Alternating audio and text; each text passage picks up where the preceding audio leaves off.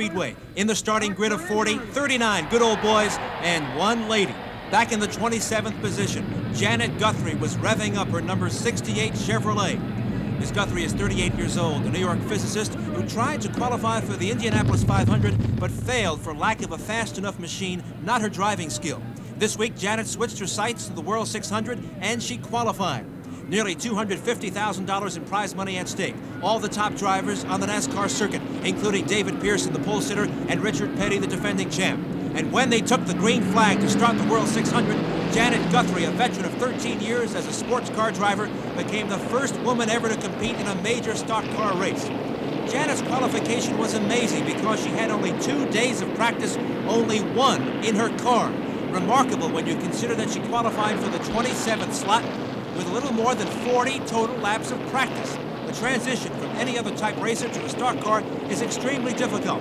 Linda Ferrari owns Guthrie's racer, and from her reaction in the pits, we can see that she was very pleased with Janet's start and performance. Janet raced without trouble, but could she endure the stress? Each time she paused, the crowd wondered if she would return. On the 320th lap, she made a routine pit stop. The crew had a relatively easy time. There was some apprehension about the car's transmission, but it wasn't a factor. Janet's car was keen, and so was she.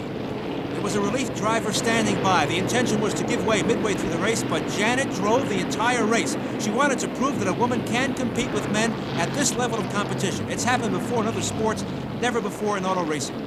We'll return to find out how well Janet Guthrie finished in the World 600 later on. Now let's return to Jim McKay at the Indianapolis Motor Speedway.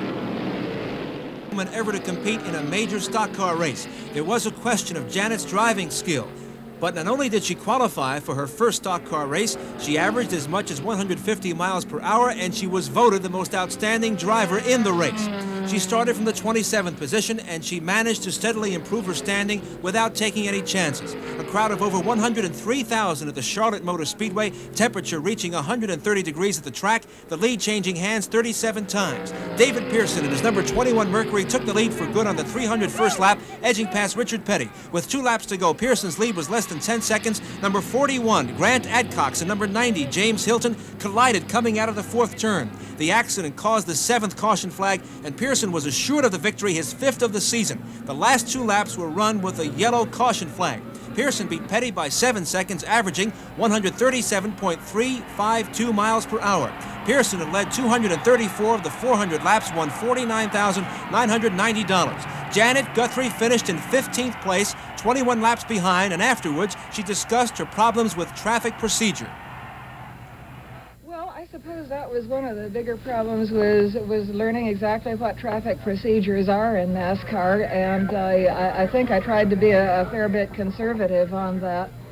I guess I made a couple of little mistakes. I don't think I screwed anybody up with them, and I certainly think I sort of got the drift of it after a while.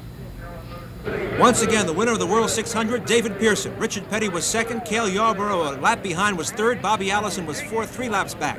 Janet Guthrie, the first woman to compete in a stock car race, finished 15th. P.S. It was also the first stock car race Janet Guthrie has ever seen.